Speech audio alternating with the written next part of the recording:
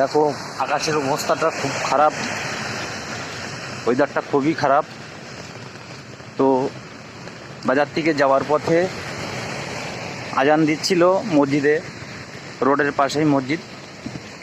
তো একটা কুকুর হট করে কোথা থেকে এসছে জানি না, দাঁড়িয়ে গেল মসজিদের সামনে। ও একটু আজান দিয়ে চলে গেল, দেখাতে পারলাম না, তোমাদের সঙ্গে শেয়ার করতে পারলাম না ভিডিওটা বন্ধুরা।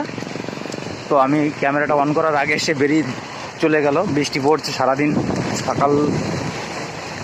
সকাল 9টা 9:30 থেকেই শুরু হয়েছে বৃষ্টিটা, এখনও পর্যন্ত দেখো আকাশের ওয়েদারটা খুব খারাপ, খুব খারাপ। এখনও বৃষ্টি পড়ছে। দেখো ছাতি ধরে আছি মাথার উপরে, হাওয়ায় এদিক ওদিক করছে ছাতিটা। তো টাটা বাই বাই।